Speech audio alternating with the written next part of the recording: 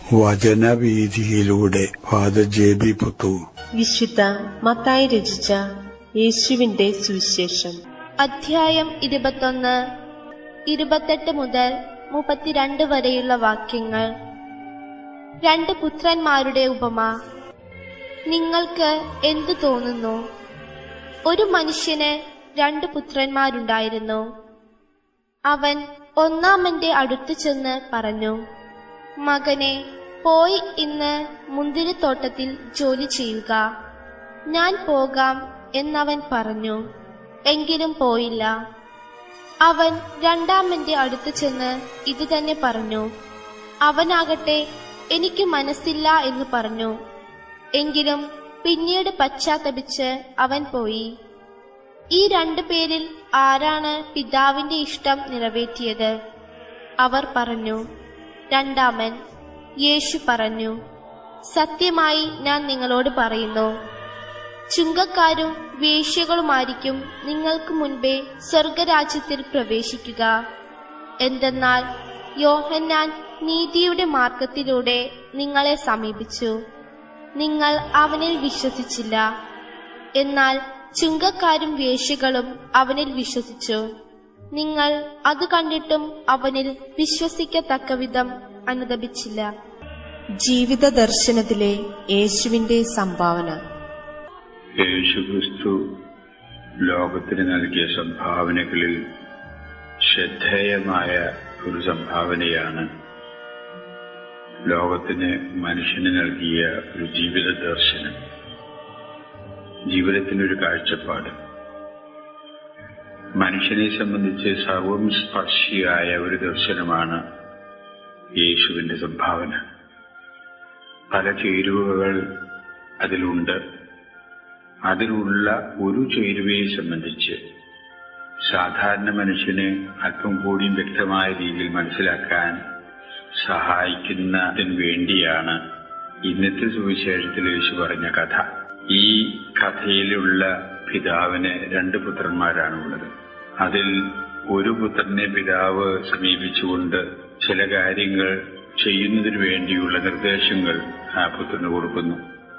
പുത്രൻ ആ നിർദ്ദേശങ്ങളെ വളരെ വളരെ സൗഹാർദ്ദപരമായും സന്തോഷത്തോടു കൂടിയും പിതാവിൽ നിന്ന് സ്വീകരിച്ച് അതനുസരിക്കാമെന്ന് പറയുന്നു. പക്ഷെ അത് കൗശലത്തിന്റെയും നയത്തിന്റെയും അടിസ്ഥാനത്തിലുള്ള ഒരു സമീപനമായിരുന്നു ആ പുത്രന്റേത്. അവൻ പിതാവിന്റെ നിർദ്ദേശങ്ങൾ അനുസരിക്കാൻ ഉദ്ദേശിച്ചിട്ടുണ്ടായില്ല, എന്നല്ല അത് അനുസരിക്കുകയും ചെയ്തില്ല. പക്ഷേ വളരെ മാന്യമായും മൃദുവായിട്ടും അവൻ നയപരമായ രീതിയിൽ പിതാവിനോട് സംസാരിക്കുന്നു. രണ്ടാമത്തെ പുത്രന്റെ പിതാവ് ചില നിർദ്ദേശങ്ങളുമായിട്ട് സമീപിക്കുന്നു. രണ്ടാമത്തെ പുത്രൻ നിർദ്ദേശങ്ങൾ കേട്ടതിന് ശേഷം ഉടനെ പ്രതികരിക്കുന്നു, എനിക്കത് ചെയ്യാനാവില്ല, ഞാൻ ചെയ്യാൻ ഉദ്ദേശിക്കുന്നുമില്ല എന്ന് പിതാവിനോട് അല്പം പരുഷമായ രീതിയിൽ തന്നെ പെരുമാറാനിടവരുന്നു. പക്ഷേ അല്പം കഴിഞ്ഞ് ഒരു വീണ്ടുവിചാരത്തിന്റെ അടിസ്ഥാനത്തിൽ രണ്ടാമത്തെ പുത്രന് തന്റെ പ്രവർത്തനത്തിൽ പന്തികേട് വന്നു പോയി. ആ പ്രവർത്തനം വേണ്ട വിധത്തിലായില്ല, തന്റെ പ്രത്യുത്തരം വേണ്ട വിധത്തിലായില്ല എന്നൊരു ചിന്തയുടെ അടിസ്ഥാനത്തിൽ മനസ്തപിച്ച് അതിനെ തിരുത്താൻ തയ്യാറാകുന്നു. പിതാവിന്റെ നിർദ്ദേശങ്ങൾ അതനുസരിക്കാൻ തയ്യാറാകുന്നു.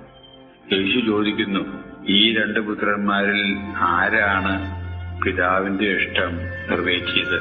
ശ്രോതാക്കളുടെ ഉത്തരം രണ്ടാമത്തവൻ എന്ന് പറഞ്ഞത് അംഗീകരിച്ചുകൊണ്ട് യേശു നിത്യസനാതനമായിട്ടുള്ളൊരു തത്വം തന്റെ അനുയായികളെ പഠിപ്പിക്കുകയാണ്. വളരെ മാന്യവും മൃദുലവുമായിട്ട് പ്രത്യക്ഷപ്പെടുന്ന ജീവിതശൈലിയിൽ കൗശലവും വക്രതയുമാണ് ഒളിച്ചു വെച്ചിട്ടുണ്ടെങ്കിൽ അതിനേക്കാൾ ശ്രേഷ്ഠമായിട്ടുള്ളൊരു ജീവിതശൈലിയാണ് അല്പം പരുക്കൻ പ്രകൃതികളും ബാഹ്യമായിട്ട് കണ്ടാലും ആത്മാർത്ഥതയും സത്യസന്ധതയോടുകൂടിയുള്ള ഒരു ജീവിതശൈലി എന്ന് യേശു നമ്മളെ പഠിപ്പിക്കുകയാണ്. അതുകൊണ്ട് ഈ 2 മക്കളിൽ യഥാർത്ഥത്തിൽ രണ്ടാമത്തവൻ വളരെ പരുക്കനായിട്ട് പിതാവിനോട് പെരുമാറി എന്ന് വരികിലും അത് തിരിച്ചറിഞ്ഞുകൊണ്ട് പിതാവിന്റെ ഇഷ്ടം നിറവേറ്റാൻ തയ്യാറാകുന്ന ഒരു പുത്രനാണ്. പരുക്കനല്ല, മൃദുവായിട്ട് പെരുമാറി എന്ന് വരികിലും ഒരിക്കലും പിതാവിന്റെ ഇഷ്ടം നിറവേറ്റാൻ ഉദ്ദേശിക്കാതെ കൗശലത്തോടുകൂടെ വക്രത കാണിക്കാൻ ഇടവന്ന പുത്രനേക്കാൾ ശ്രേഷ്ഠമെന്ന് യേശു നമ്മളെ പഠിപ്പിക്കുകയാണ്. സത്യത്തിൽ പറഞ്ഞാൽ പരിപരുക്കൻ സ്വഭാവവും പരുഷമായിട്ടുള്ള സ്വഭാവവും വേണമെന്നല്ല യേശു നിർദ്ദേശിക്കുന്നത്. ഏറ്റവും ശ്രേഷ്ഠകരമായിട്ടുള്ള സ്വഭാവം മാന്യമായിട്ടും മൃദുലമായിട്ടും പെരുമാറുകയും എന്നാൽ അതോടുകൂടി തന്നെ സത്യസന്ധതയും ആത്മാർത്ഥതയും പുലർത്തുകയും ചെയ്യുക എന്നുള്ളതാണ് തീർച്ചയായിട്ടും ശ്രേഷ്ഠകരം. എന്നാൽ ആത്മാർത്ഥതയും സത്യസന്ധതയും ഇല്ലാതെ മാന്യതയും മൃദുലത്വവും പുറത്തു കാണിക്കുകയും എന്നാൽ പുറത്തു കാണിക്കുന്നത് അല്പം പരിപരുപ്പും പരുക്കനുമായിട്ടുള്ള പ്രകൃതിയാണ് എന്ന് വരികിലും ഉള്ളിൽ ആത്മാർത്ഥതയും സത്യസന്ധതയും ഉള്ള ഒരു ശൈലിയാണെങ്കിൽ അതായിരിക്കും ശ്രേഷ്ഠം എന്ന് യേശു നമ്മളെ പഠിപ്പിക്കുകയാണ്. ഇത് നിത്യസനാതനമായിട്ടുള്ള ഒരു സത്യമാണ്. യേശു വ്യക്തമാക്കുന്നു, ഞാൻ ഈ ലോകത്തിലേക്ക് വന്നിരിക്കുന്നത് എന്റെ ഇഷ്ടം നിറവേറ്റാനല്ല, എന്നെ അയച്ചവന്റെ ഇഷ്ടം നിറവേറ്റാണ്. അനുസരണത്തിൻ്റെതായിട്ടുള്ള ഒരു ദർശനം ഈ ജീവിത വീക്ഷണത്തിലുണ്ട്. എന്നാൽ സാധാരണ മനുഷ്യനെ എപ്പോഴും അത് ദഹിക്കാവുന്ന ഒരു ദർശനമല്ല.